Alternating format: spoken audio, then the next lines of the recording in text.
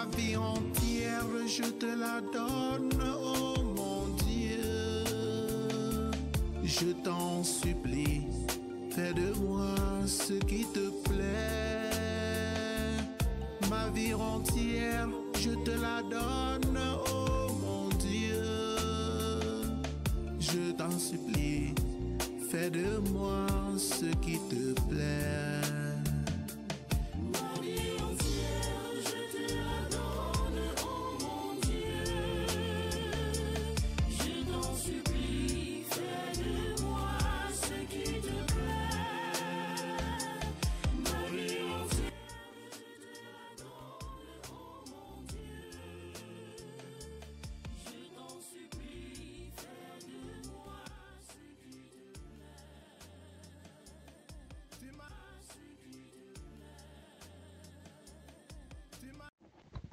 Très chers frères et sœurs en Christ, très chers enfants de Dieu, bonjour et bienvenue à la méditation de la parole de Dieu de ce mardi 9 juillet 2024.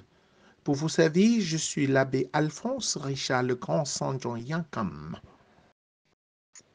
Dieu, nous accueillons ta miséricorde au milieu de ton temple. Ta louange comme ton nom, Seigneur Dieu, couvre l'étendue de la terre. Ta main droite est pleine de justice. Première lecture. Lecture du livre du prophète Osée, chapitre 8, versets 4 à 7, puis versets 11 à 13.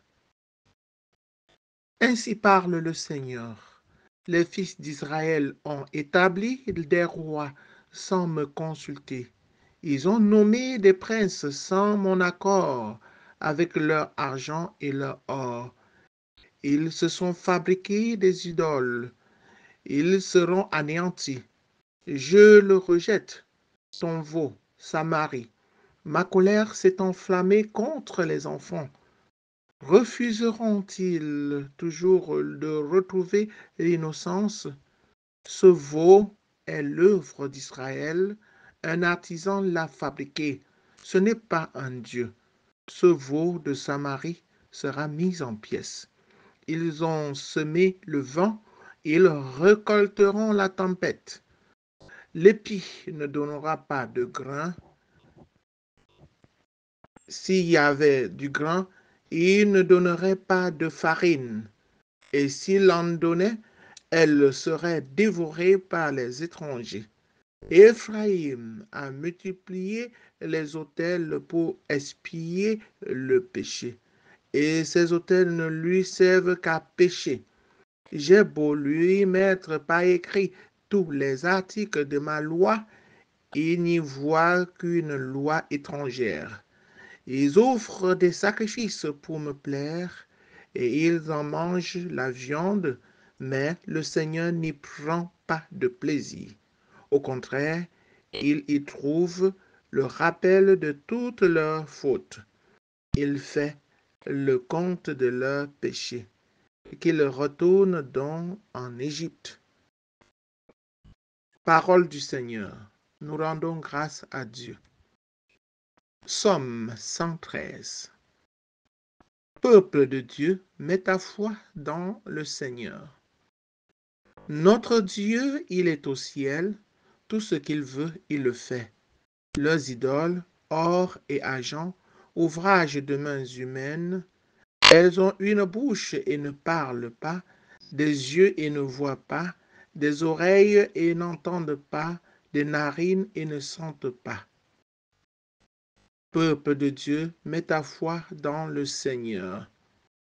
Leurs mains ne peuvent toucher, leurs pieds ne peuvent marcher, qu'ils deviennent comme elles, tous ceux qui le font, ceux qui mettent leur foi en elles. Peuple de Dieu, mets ta foi dans le Seigneur.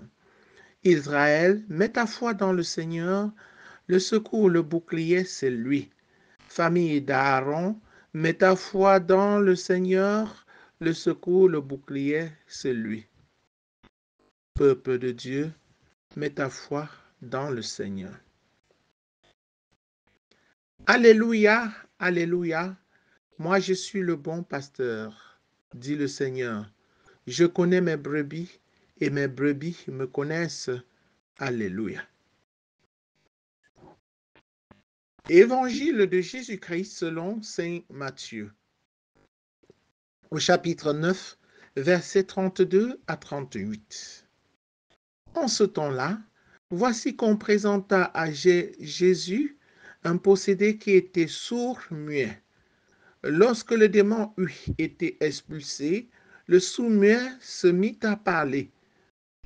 Les foules furent dans l'admiration et elles disaient, jamais rien de pareil ne s'est vu en Israël. Mais les pharisiens disaient, c'est pas le chef des démons qu'il expulse les démons. Jésus parcourait toutes les villes et tous les villages, enseignant dans leurs synagogues, proclamant l'évangile du royaume et guérissant toute maladie et toute infirmité.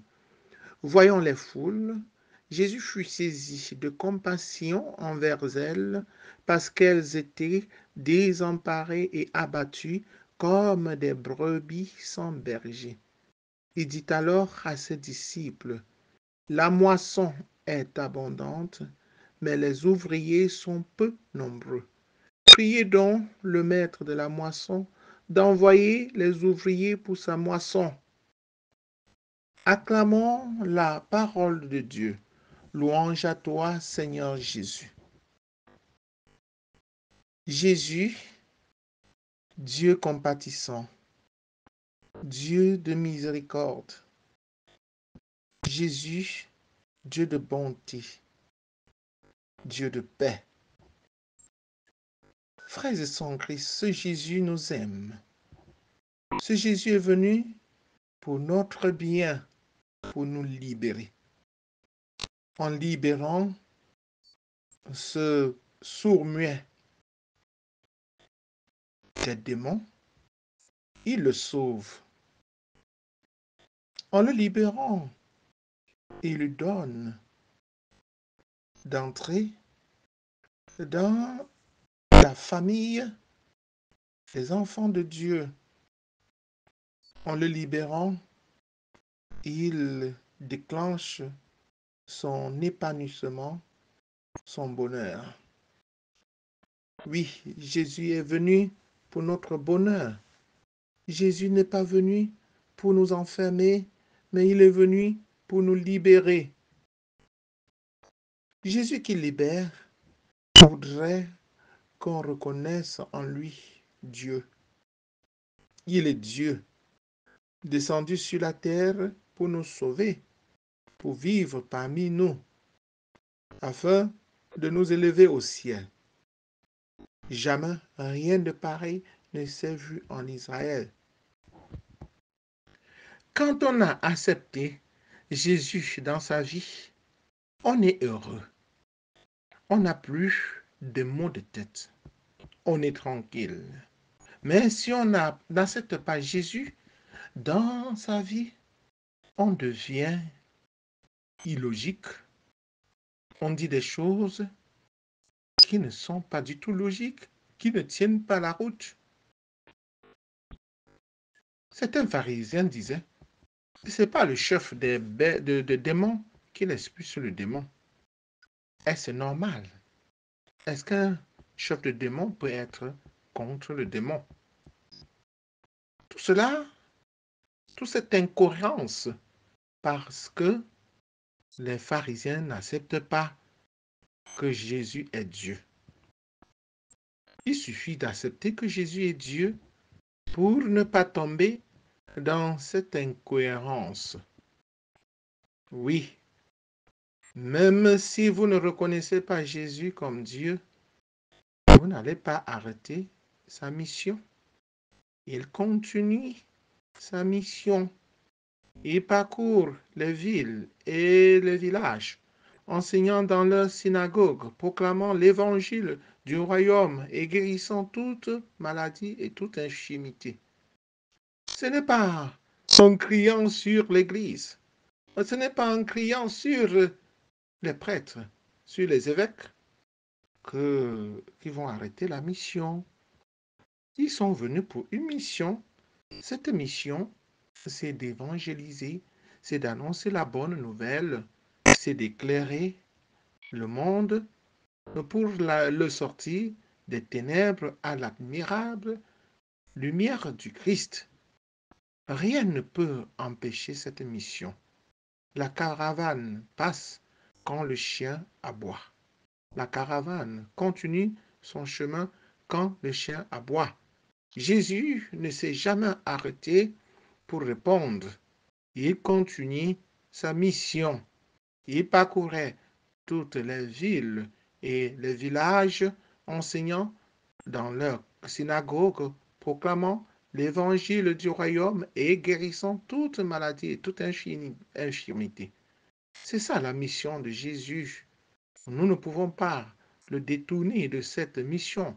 Le monde ne peut pas le détourner de cette mission. Le monde ne peut pas détourner les envoyés de Jésus, les disciples de Jésus, les apôtres de cette mission. Jésus continue, malgré les persécutions, à montrer la compassion envers la foule.